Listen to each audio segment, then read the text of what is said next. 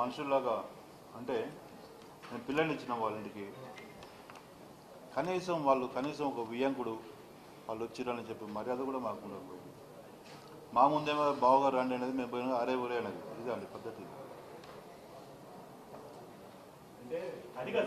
ఒక్కటండి ఏనాడు కూడా మాకు జరిగిన అన్యాయం ప్రతి ఆడపిల్ల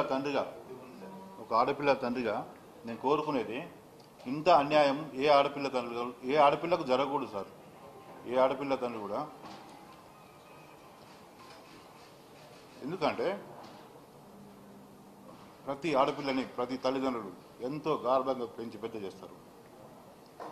ఆమె జీవితం మంచిగా చూస్తారు. నేను ఎంతో నమ్మకంగా నేను జోగి రమేష్ ఫ్యామిలీకి నేను నా బిడ్డని, నాకు అందరూ ఆడపిల్లలండి, నాకు మగపిల్లలు లేరు. నేను సంపాదించిన యావదాస్తి నేను నా బిడ్డకే నేను ఇస్తానని చెప్పి నా చిన్న బిడ్డకి నాకంటే ప్రేమ అతనికి ఎక్కువ ఇస్తానని చెప్పేసి ఆ రోజు కూడా చెప్పిన అతనికి. కానీ పెళ్ళైన కొద్ది రోజులకే ఇంకా తండి మొత్తం మొత్తం అమ్ముకొని రండి, కారు పెట్టండి, బంగారం పెట్టండి, ఇంకా పెట్టండి. కేజీల బంగారం పెట్టేవండి. ఎవరండి మా గౌడ్ కులంలో పెట్టేది? నేను గౌడ్నండి, ఒరిజినల్ మేము. రాండి మా సూర్యాపేటలో. నేను వీళ్ళ గౌరవం చెప్తున్నా. నేను 10 సంవత్సరాలు తాళ్ళు కూడా ఎక్కిన. వ్యవసాయం చేసిన కుటుంబం మాది, వ్యాపారం చేసి పైకి వచ్చిన కుటుంబం మాది. ఈ రాజకీయాలు తెలియదు మాకు, కుట్రలు కుతంగా తెలియదు. మేము కేవలం పిల్లల్ని మంచిగా పెంచి పెద్ద చేసి పెళ్లి చేసి మీ చేతిలో పెట్టినామండి. పెట్టిన కొద్ది రోజుల నుంచే మాకు ఇంత ఘోరమైన అన్యాయం జరిగి నా బిడ్డని ఈరోజు ఇంత ఘోరంగా దాని జీవితాన్ని నాశనం చేయాలని చూస్తే ఏ తల్లిదండ్రులు కూడా వాళ్ళకున్న ఆవేశం 14 నెలలు సార్, 14 నెలలండి. 14 నెలల నుంచి కూడా మేము ఏ రోజు కూడా ప్రశాంతంగా ఉన్న రోజు లేదు. రమేష్ గారు నిన్న ఒక నెల బాగా ఇబ్బంది పడ్డామని చెప్తున్నారు. ఒక నెలకు 14 నెలలకు ఎంత తేడా ఉందండి? ఒక ఆడపిల్ల తండ్రిగా నేను ఖర్చు పెట్టుకొని ఈమె కంటే ముందు ఒక 5 నెలల ముందు ఈమె పెళ్లి చేసినండి.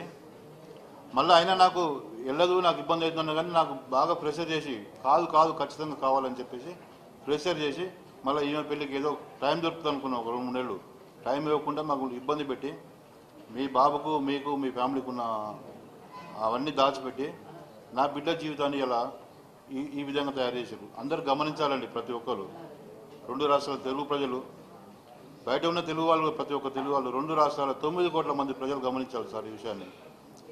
మా విజయంలో ఏ విధంగా తప్పులేదండి. మా దగ్గర న్యాయమే, మాకు న్యాయమే జరగాలి. భగవంతుడు ఎప్పుడు మాకు న్యాయం వైపు ఉంటాడు. న్యాయం ఖచ్చితంగా దొరుకుతుంది. మాకు న్యాయం జరగాలి. ఇంకోటి అమ్మా